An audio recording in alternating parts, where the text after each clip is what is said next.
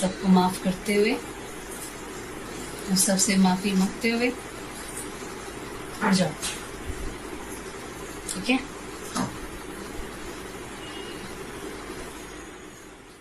सबको माफ़ करते हुए सबसे माफ़ी मांगते हुए अब जाओ। आपने पहले वीडियो देख लिया किस तरह से एक साधिका ने ये बात कही। आखिर अब ये सवाल खड़े हो गए जब ये वीडियो वायरल हुई कि ये महिला कौन है, ये कहाँ का वीडियो है, कब शूट किया गया था। इस वक्त मैं आपको बता दूं हरीश एम्स में एडमिट है, लेकिन ये वीडियो के बारे में आपको जानकारी दूं और महिला के बारे में जानकारी दूं। ये महिला जो ये कह रही है कि सबसे माफ़ी मांगो, सबको माफ़ करो, मैं आपको बता देता हूँ इस महिला के बारे में जानकारी निकलकर सामने आई है। दरअसल ये महिला ब्रह्म कुमारी संस्था से जुड़ी हुई है और एक वरिष्ठ साधिका है जिसे बहन के नाम से भी जानते हैं। साहिबाबाद है इलाका, गाजियाबाद में है, जहाँ पर एक जगह है मोहन नगर स्थित ब्रह्म कुमारी सेंटर, जिसे बोलते हैं प्रभु मिलन भवन, उससे जुड़ी हुई है ये साधिका और लंबे समय से आध्यात्मिक सेवा में सक्रिय है। हरीश राणा परिवार का इस आध्यात्मिक संस्था से जुड़ाव जो है वो कई सालों से है और यही वजह है कि आखिरी पलों में जब एम्स में एडमिट कराया जा रहा था हरीश राणा को, तो बहन यानी साधिका वहाँ पहुँची और उन्होंने जो बात कही वाकई उसने गमगीन कर दिया और शायद एक बेबसी हरीश के चेहरे पर नज़र आई कि कोई मुझे बचा नहीं सका। हो सकता है वो यही सवाल कर रहा हो कि मुझे कोई बचा क्यों नहीं सका, साइंस क्यों फेल हो गई, कहाँ है भगवान, सब बेबस क्यों नज़र आ रहे हैं। क्योंकि हरीश की आंखें बहुत कुछ बोल रही थी, उसका शरीर यानी उसके हाव भाव बहुत कुछ बयां कर रहे थे। एक बेबसी झलक रही थी कि आप लोग, हो सकता है वो ऐसा सोच रहा हो, हम तो कयास लगा सकते हैं कि मुझे बचा क्यों नहीं पा रहे, मेरे लिए मौत को ही क्यों चुना। और ये भी एक बेबसी थी कि शायद ये भी रही हो कि आपका मैं शुक्रगुजार रहूँगा कि आपने मुझे इतने सालों तक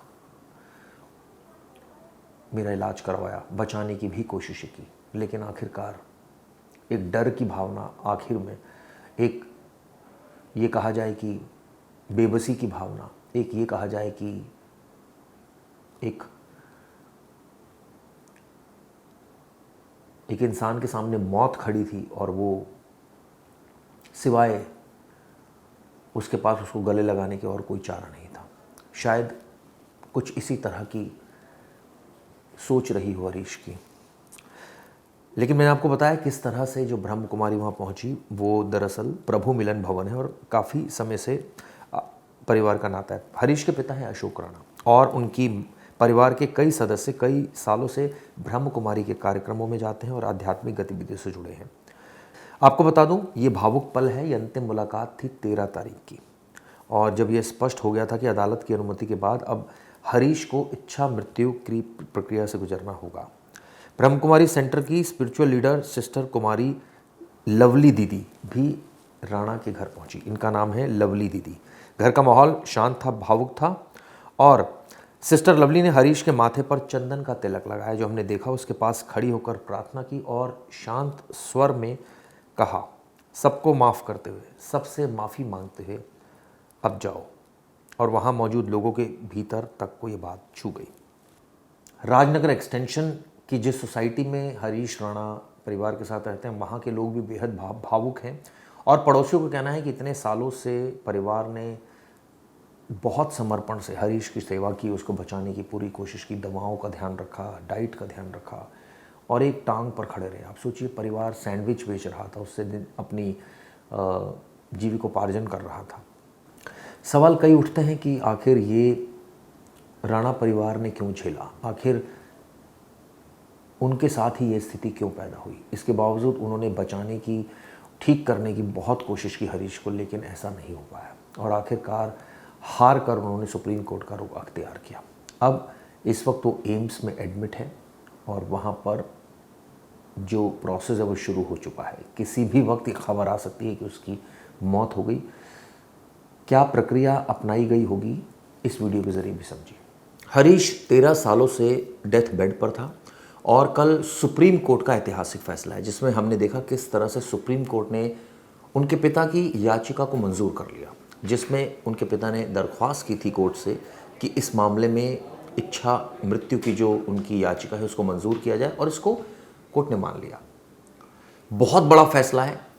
ये पहली बार ऐसा हुआ है जब सुप्रीम कोर्ट ने इस तरह की बात मानी। लेकिन क्या दोस्तों आपको पता है कि इसका मतलब क्या है, किस तरह से अब हरीश को मौत दी जाएगी, इसका तरीका क्या है, इसके बारे में आपको बताता हूं। दरअसल कोई घातक इंजेक्शन नहीं दिया जाएगा, इस तरह की बात है, और ना ही कोई ऐसी मेडिसिन दी जाएगी जिससे हरीश की जान ली जाए। इसका एक प्रोसेस है, वो आपको बताता हूं। हम सबको पता है कि all India institute of medical sciences यानी एम्स के जो पैलिएटिव केयर सेंटर है वहाँ पर उसको भर्ती कराया जाएगा। वहाँ की एक रिपोर्ट भी आई थी जिसमें उसको कहा गया था कि वो ठीक नहीं हो सकता। ऐसे में डॉक्टरों का जो पैनल है वो पूरा बाकायदा मूल्यांकन करेगा क्या स्थिति है पूरे मरीज़ की, और उसके बाद ये पुष्ट करेगा कि उसके ठीक होने की संभावना है या नहीं। आप सोचिए परिवार के लिए कितना दुखद बात है कि इतना लगातार वो इतने सालों से गम झेल रहा है। अब इसी वजह से सुप्रीम कोर्ट ने भी शायद ये सोचा कि एक बार गम देना ज़्यादा सही है, बार बार इतने लंबे समय तक गम देना ठीक नहीं है। हम सबको पता है कि मरीज़ को जीवित रखने के लिए कई मेडिकल सपोर्ट्स लगाए जाते हैं, जिसमें वेंटिलेटर होता है, ऑक्सीजन सपोर्ट होता है, फीडिंग ट्यूब होती है, ये ऐसी तमाम चीज़ें होती हैं। लेकिन अब धीरे धीरे वेंटिलेटर जिससे शरीर के ऑर्गन्स चल रहे हैं उसको हटाया जाएगा। इसके अलावा फीडिंग ट्यूब को हटाई जाएगी, ऑक्सीजन सपोर्ट है उसको हटाया जाएगा, और उसके बाद यानी इलाज को वापस ले लेना इसको कहा जाता है। इसको एक प्रॉपर टर्म जो कहा गया वो इलाज को वापस ले लेना। इसमें इसके बाद शरीर को उसके हाल पर छोड़ दिया जाएगा। ऑब्वियसली ऐसे में शरीर में कुछ दर्द या उसके जो साइड इफ़ेक्ट शुरू होंगे तो उनके लिए मेडिसिन दी जाएगी बाकायदा उन दर्द को कम करने के लिए, यानी अंतिम समय में कम से कम पीड़ा हो इसका ध्यान रखा जाएगा, और इस तरह से मौत जो है वो आ जाएगी। अब ये देखना होगा कि वो कितने दिनों में मौत आती है। कई बार ऐसा होता है कि कुछ घंटे लगते हैं, कुछ दिन लगते हैं, कई बार होता है कि काफ़ी वक्त लगता है, और जब तक डॉक्टर्स मेडिकली किसी को डेथ डिक्लेयर नहीं कर देते तब तक एक तरह से कहा जाए कि पूरे प्रोसेस को अडॉप्ट किया जाएगा और तब तक प्रोसेस ख़त्म नहीं होगा। ये दरअसल इसलिए मैंने आपको बताया क्योंकि ये एक बहुत बड़ा मामला है हरीश राणा का, यानी गाज़ियाबाद का, जो 13 साल पहले 4th फ्लोर से गिर जाता है और उसके बाद उसको वो कोमा में चला जाता है। उसकी हालत को ठीक करने के लिए उसके पेरेंट्स ने, उसके माता पिता ने खूब खर्चा किया, सरकारी अस्पतालों में भी गए, उनको एड भी मिली, लेकिन फाइनली वो ठीक नहीं हो पाया। और अब स्थिति यह है कि उसको बेड सोल्स हो गए क्योंकि वो बेड पर रहता है। इसके अलावा उसको बहुत ही माँ बाप का बेहद दर्द है, किस तरह से उसको फीड किया जाता है। आप सोचिए फूड पाइप लगा हुआ है, ऑक्सीजन के लिए बाकायदा अलग यंत्र लगा हुआ है, यानी कि एक तरह से कृत्रिम तरीके से वो जी रहा था। इसी वजह से पेरेंट्स बहुत परेशान थे और उनका ये कहना था कि इस मामले में न्याय मिलना चाहिए। इस मामले में उन्होंने सुप्रीम कोर्ट से कहा कि प्लीज़ इसको मुक्ति दे दो, और कई बार दलील हुई, कई बार इस पर साइटेशंस लगाई गई, और आखिरकार कोर्ट ने ऐतिहासिक फैसला सुनाया जिसमें कोर्ट ने कहा कि ठीक है, हम आपकी बात मानते हैं कि चिंता जो है, साथ में ये भी लिखा कि चिता जो है वो एक बार जलती है, आप सोचिए, लेकिन चिंता इंसान को रोज़ाना जला रही है। तो ये ठीक वैसा ही मामला लगा जिसमें चिंता ने रोज़ाना चलाया। अब आप सोचिए इस तरह का उपचार, दरअसल हम भारत में अगर बात करें तो दो तरह से पैसिव एनास्थीसिया और एक्टिव एनास्थीसिया ये कहा जाता है। इस तरह से यानी इलाज हटाना जो हमारे यहाँ प्रचलन में है, जिसको जो हम कानूनन हम कर सकते हैं, और एक है घातक इंजेक्शन देकर मृत्यु करना या फिर कोई ऐसी मेडिसिन दे देना जिससे डेथ हो जाए। इसको भारत में अवैध बताया गया, हालांकि कई ऐसे देश हैं जहाँ पर ये वैध भी है। अब सवाल ये उठता है कि जब ये सारी चीज़ें हो जाएंगी तो ये किस दिन ये प्रक्रिया शुरू होगी, कब डेथ होगी, कब डिक्लेयर होगा, क्योंकि 4 हफ्तों के अंदर रिपोर्ट देनी है सुप्रीम कोर्ट को। तो माना जा सकता है कि एम्स के जो मैंने आपको बताया शुरुआत में जो सेंटर है, यानी पैलिएटिव सेंटर जो है, वहाँ पर रखा जाएगा पेशेंट को, और वहाँ पर इस तरह से इलाज घटाने की प्रक्रिया शुरू होगी। क्योंकि हमने देखा वो घर पर था काफ़ी वक्त तक हरीश, और वो बहुत परेशानी में उसका परिवार है, और इसी वजह से उसने दरख्वास्त लगाई थी। जाते जाते आपको ये बताना चाहूँगा क्या कहना है उनके पिता का और क्या कहना है वकील का। हमारी जो मैडम थी उनके मन में संकल्प उठा आज से 4 साल पहले कि आप प्रधानमंत्री को कहो या राष्ट्रपति को कहो। मैंने कहा भाई ऐसे हो नहीं सकता है, परंतु चलो जैसे भी हमने फिर अपने जो भी है, हमारी मैं एक संस्था से जुड़ा हुआ ब्रह्मा कुमारी से, दीदी को बताया, दीदी ने एक वकील को भेजा, मनीष जैन उनका नाम है, तो हाई कोर्ट तक गए, परंतु वो गलत, चलो जो भी था अच्छा हुआ। उसके बाद हम सुप्रीम कोर्ट में किया, सुप्रीम कोर्ट से भी हम सरकारी न्यायाधीशों का, सर्वोच्च अदालत के जो भी न्यायाधीश रहे उनका हम कोटि कोटि धन्यवाद करते हैं। उन्होंने स्टेट गवर्नमेंट को अच्छे ऑर्डर दिए, परंतु ऑर्डर आदेश तो पारित सर्वोच्च न्यायालय से हो जाते हैं, परंतु जब व्यवहारिक रूप में आते हैं तो उन आदेशों का पालन ठीक ढंग से नहीं किया जाता है। चलो जो भी है, हम धन्यवाद करते हैं उन अभिवक्ताओं का भी, उन मुख्य चिकित्सकों का भी, उप चिकित्सकों का भी सहयोग मिला हमें, परंतु हम सेटिस्फाइड। हम दोनों बूढ़े हो रहे हैं, 63 साल मेरी उम्र हो रही है, 60 के लगभग उसकी हो रही है। न्यायाधीश ने तो बोर्ड बिठाए, यहाँ के सीएमओ आए, गाजियाबाद के आए, नोएडा के आए, मेरठ के आए, परंतु हमने बोले नहीं जी एम्स का बोर्ड बिठाओ। उन्होंने हमारे लिए एम्स का भी बोर्ड, एम्स की रिपोर्ट ली, एम्स में लड़के को ले जाया गया, उन्होंने चेक किया, उसके बाद उन्होंने ब्रेन डेड उसका डिक्लेयर किया। उसके बाद हमें 13 जनवरी को न्यायाधीश ने अपने सामने हमें बुलाया, तो गोपनीय मीटिंग हुई हमारी। बहुत अच्छे न्यायाधीश हैं, मैं वो कहता हूँ ये मुख्य न्यायाधीश बने, अभी बन जाएंगे और जिस हिसाब से, क्योंकि ये मेरा अपने लड़के का मामला नहीं है। ऐसे इस भारत देश में पता नहीं कितने लड़के पड़े हैं,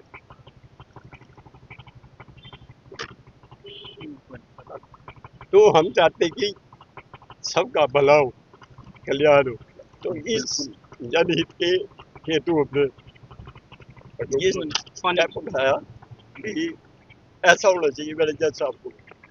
उन्होंने उसके बाद 15 को जजमेंट होनी थी।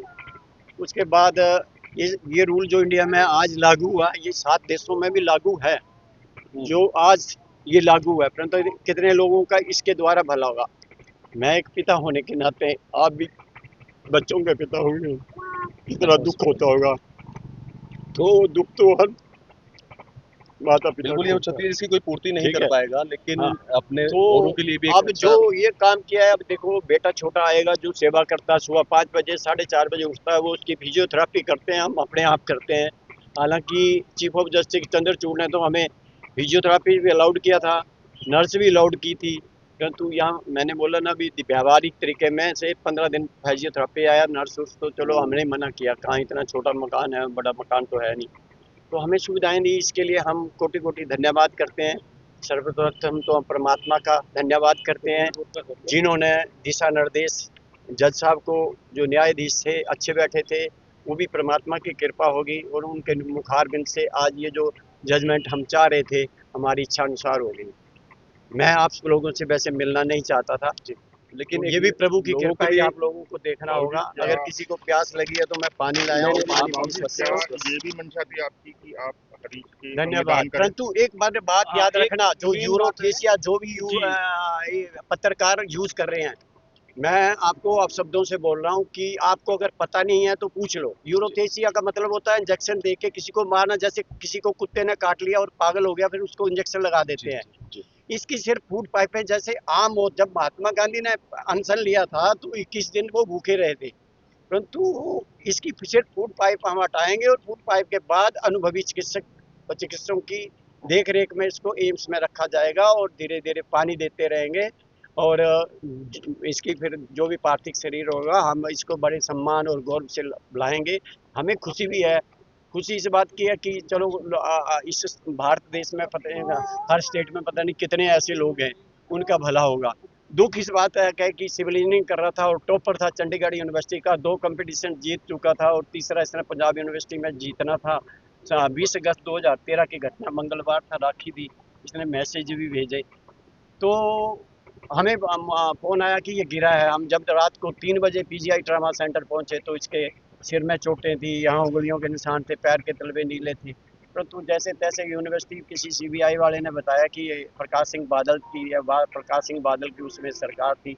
चलो जो भी हुआ होना होगा, वो ऐसे ही शायद हमारे कर्मों में लिखा था, सेवा लिखी थी, हम सेवा कर रहे हैं। और आज भी मैंने मैसेज ये भेजा था अपनी को कि परमात्मा की कृपा से हम सेवा कर रहे हैं और करेंगे और करते रहेंगे, क्योंकि हमारा तो बच्चा है। हम गलत, हालांकि हमारी एएसजी साहब यहाँ आई 2-3 बार उनकी मीटिंग हुई हमारी ऑनलाइन, घर पे न तो फोन आता, उन्होंने अपने आप देखा। मैं कहा अपने आपकी अंतरात्मा जो आपको इजाज़त दे वो आप स्टेटमेंट कोर्ट में दे सकते हैं। ठीक है। देखिए, आज हरीश राणा के केस में लव, मेडिसिन और मर्सी के बीच में एक जो डायलेमा था उसको क्लियर कर दिया, और राइट टू लाइफ के साथ राइट टू डाई का भी एक फ्लरिश कर दिया है, एक कॉन्सेप्ट पूरे देश के लिए। और हरीश राणा के माता पिता ने 13 साल उसकी सेवा की, लेकिन कोई रिकवरी नहीं थी फर्स्ट सेकंड बोर्ड की बाद भी।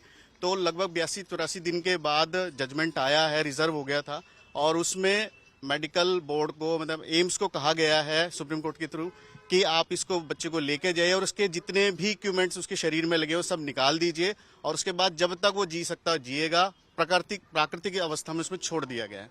और एक बहुत अच्छी नज़ीर पूरे देश के लिए बनाई गई कि पूरे देश में जितने भी गवर्नमेंट हॉस्पिटल हैं उन सबके सीएमओ को गाइडलाइन जारी कर दी गई है कि आप ऐसे पैलेटिव केयर के जो पेशेंट्स हैं उनका ध्यान रखेंगे। उनके केयर अगर नहीं हो पाती है ढंग से, वो रिकवर नहीं हो पाता है, तो उसके लिए मेडिकल बोर्ड कॉन्स्टिट्यूट करेंगे और उसकी रिपोर्ट समय समय पर मंत्रालयों को देते रहेंगे। और आज के केस में भी अगले 30 दिन का टाइम दिया गया है, पूरे देश में क्या इसके ऊपर काम हुआ है और क्या काम होना बाकी है वो सारा बताया जाएगा। और साथ ही यूनियन ऑफ इंडिया को भी ये रिक्वेस्ट की गई है कि इस मुद्दे पे कोई कानून बनाया जाए जिससे माता पिता को, ऐसे पेशेंट को कुछ रिलीफ मिल सके। पहली बार इम्प्लीमेंट हुआ अरुणा शान बाग में, इसके बारे में डिस्कशन हुआ था, लेकिन 2018 का कॉमन कॉज में बहुत सारी गाइडलाइन बनाई गई थी। तो एक तरह से ये आज पहली बार इम्प्लीमेंटेशन होगा कॉमन कॉज की गाइडलाइंस का 2018 की। और जैसा आपने शुरू किया था शेक्सपियर और हेनरी साहब से कि डू एंड डाई का जो डायलेमा होता है, क्या करे और क्या ना करे, लेकिन आज कोर्ट ने संविधान को, सारे चीजों को देखते हुए हरीश राणा को मुक्ति का एक मार्ग दिखा दिया है। सर,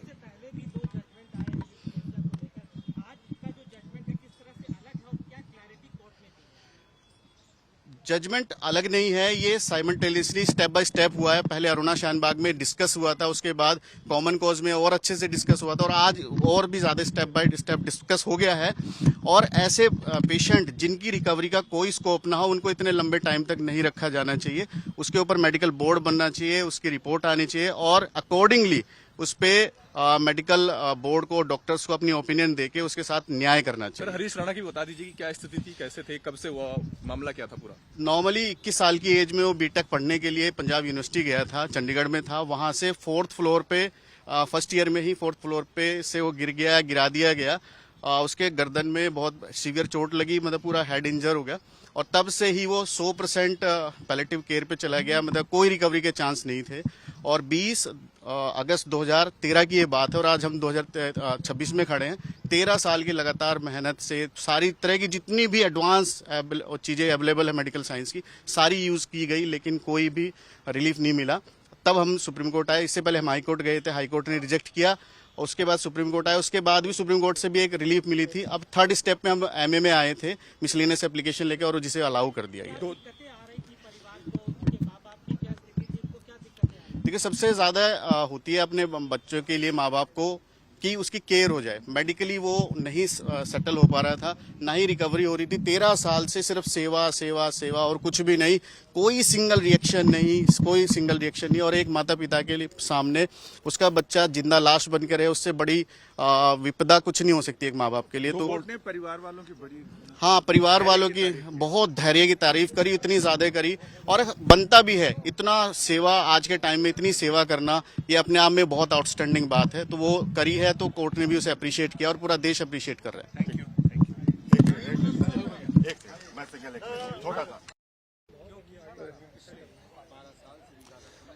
पैसिव यूथेनेशिया यानी इच्छा मृत्यु, इसे लेकर सुप्रीम कोर्ट ने एक अहम फैसला सुनाया है। जस्टिस जेबी पारदीवाला और जस्टिस केवी विश्वनाथन की पीठ ने इस मामले में 2018 में दिए गए अरुणा शान बाग के फैसले को आधार बनाते हुए अपना निर्णय इसे और आगे बढ़ाया है। हमारे साथ हरीश राणा के वकील मनीष जैन हैं। मनीष जी, कितना अहम है ये फैसला और कितना भविष्योन्मुखी है? बहुत ज़्यादा भविष्योन्मुखी है, इसलिए क्योंकि पूरे देश के सीएमओज को, सारे डिस्ट्रिक्ट हॉस्पिटल्स को डायरेक्शन दे दी गई है कि इस तरह का कोई भी मैटर आता है पैसिव यूथनेशिया का नहीं, मतलब पैलेटिव केयर से रिलेटेड, जहाँ पे पेशेंट किसी भी तरह से रिकवरी ना कर पाते तो उसके लिए प्राइमरी और सेकेंडरी मेडिकल बोर्ड बनाए जाए और इसकी समय समय पर रिपोर्ट अपने मंत्रालय को करते रहे। और साथ में सेंट्रल गवर्नमेंट को भी रिक्वेस्ट की गई है कि इस तरह के मैटर पे कोई एक फर्म लेजिस्लेशन बनाए जिससे पूरे देश में एक फॉर्मेलिटी आ जाए। और इस मामले में तो बहुत बहुत अच्छा जजमेंट हो गया है और जस्टिस पारदीवाला और विश्वनाथन साहब बहुत ही संवेदनशीलता के साथ, बहुत सेंसिटिविटी के साथ इस मैटर को डील कर रहे थे। इसमें 2018 में जो अरुणा शानबाग के मामले में मैटर वो निर्णय आया था कोर्ट का, उसमें कोर्ट का इन्वॉल्वमेंट था, लेकिन इस बार कोर्ट ने कहा है कि जो 2 मेडिकल बोर्ड होंगे वो ही तय करेंगे, यानी कोर्ट का कोई इन्वॉल्वमेंट। देखिए, अरुणा शानबाग का मैटर बहुत पुराना है। 2018 में कॉमन कॉज की जो पीआईएल थी उस पर डिस्कशन हुआ था और अब फाइनली एक फ्रेश केस के साथ ये डिस्कशन हुआ और उसमें सारी चीजें अभी वापस से डिस्कस हुई है, क्या एक्टिव है क्या पैसिव है, क्योंकि डिटेल ऑर्डर प्रोनाउंस वो बाद में मिलेगा। अभी तो जो उसका ऑपरेटिव पार्ट है वो हमारे साथ डिस्कस किया गया कोर्ट में, तो बस इतना ही सबको पता है। थोड़ी देर में, घंटे 2 घंटे में हमारे पास पूरी डिटेल आ जाएगी क्या क्या डिस्कशन हुआ है एक्चुअली। तो इसमें एक चीज और की एक्टिव यूथेनेशिया और पैसिव यूथेनेशिया, तो हमारे दर्शकों के लिए आप बता दें कि दोनों में फर्क क्या है। एक्टिव में मतलब आप किसी को जैसे पॉइजन का इंजेक्शन लगा देते हो और पैसिव में मतलब आप उसको ऐसी सिचुएशन में ले आते हो जो नेचुरल होती है, बस इतना से ही फर्क है और कुछ ज्यादा। 21 साल का एक युवा अब 33 साल का हो गया है, लेकिन 12 साल से ज्यादा पहले जो घटना हुई थी जिसमें पंजाब टेक्निकल यूनिवर्सिटी में वो बीटेक करते हुए छत से गिर गया था, तब से अब तक की स्थिति क्या रही? माता पिता किन स्थितियों से गुजरे? आप तो वकील हैं। वो वकील भी हूँ, मैं उनके घर भी गया हूँ, मैं बच्चे से मिलके भी आया था, सारी चीजें मैंने देखी हैं। और जब मैं पहली बार देख आया था तो जैसे करुणा किसी के मन में जाग जाती है, ऐसी सिचुएशन मैंने देखा है वो। और एक उसमें मैंने बहुत अच्छी जो चीज़ नोट करी कि वो ना एक मेडिटेशन से, ब्रह्मकुमारी से जुड़े हुए हैं, तो वो हर चीज़ में ग्रेटिट्यूड देखते थे। हर बात में कोर्ट आए, मीडिया से मिले, मुझसे मिले, कुछ भी हुआ सब में ग्रेटिट्यूड, और उसी ग्रेटिट्यूड का परिणाम है कि आज ये बहुत अच्छा जजमेंट आ गया है। ऐसी स्थिति आ गई कि माता पिता को खुद ही कहना पड़ा कि वो देखिए खुद ही 52 साल के थे और सेवा करते करते वो बूढ़े हो गए, उनकी शक्लों से लगने लग गया कि बूढ़े हो गया। तो बूढ़े माँ बाप को डर हो जाता है कि हमारे बात कौन देखेगा, इसलिए अपने ही सामने उन्होंने ये कोशिश करी है। कोर्ट ने इस पूरे मामले को एक मतलब कहें तो कानूनी से ज्यादा इमोशनल, साहित्यिक टच भी दिया और ये बताया कि क्यों ये जजमेंट इतना महत्वपूर्ण है। तो होमर से शुरू किया, हेनरी से शुरू किया और फिर शेक्सपियर पे आए। फिर जस्टिस विश्वनाथन ने इसमें संस्कृत का एक श्लोक बताया कि चिंता जीवित को जलाती है, चिता मरे को जलाती है। तो क्योंकि जीवन बहुत पोएटिक है, जीवन ये कानून से बहुत ऊपर है, जीवन मेडिकल से बहुत ऊपर है। जीवन तो बस जीवन है और जीवन को किसी भी परिभाषा में आप सेट नहीं कर पाओगे, लेकिन हाँ उसके लिए बातें कर सकते हो। वही ऑनरेबल सुप्रीम कोर्ट ने भी करी है। आपका बहुत बहुत शुक्रिया। यानी सुप्रीम कोर्ट ने जब इस मामले में फैसला सुनाया तो जस्टिस पारदीवाला ने अपने निर्णय सुनाने की शुरुआत हेनरी से की, जिसमें उन्होंने कहा कि वो दार्शनिक जिन्होंने कहा कि जीवन ईश्वर देता है तो हमें उसे स्वीकार करना चाहिए। और साथ ही फिर शेक्सपियर को उद्धृत किया, उन्होंने कहा कि टू बी और नॉट टू बी, कि जीवन जिया जाए, क्या किया जाए, यानी जो एक जीवन की उहापोह है उसके बारे में बताया। और जब जस्टिस विश्वनाथन ने अपना निर्णय सुनाया तो उन्होंने ये कहा कि चिंता और चिता में एक बिंदु मात्र का फर्क है, लेकिन चिता निर्जीव को जलाती है और चिंता जीवन को जलाती है, यानी जीवित व्यक्ति को जलाती है। तो ये निर्णय अपने आप में ये बताता है कि जब जीने की आस बिल्कुल खत्म हो जाए तो जीवन जीने का अधिकार जो संविधान देता है, गरिमापूर्ण जीवन जीने का अधिकार, तो वही संविधान जिसकी व्याख्या सुप्रीम कोर्ट ने की और एक बार फिर ये कहा कि ये संविधान गरिमापूर्ण जीवन जीने का अधिकार देता है तो गरिमा से मृत्यु का अधिकार भी देता है, यानी मृत्यु भी हो तो गरिमा के साथ।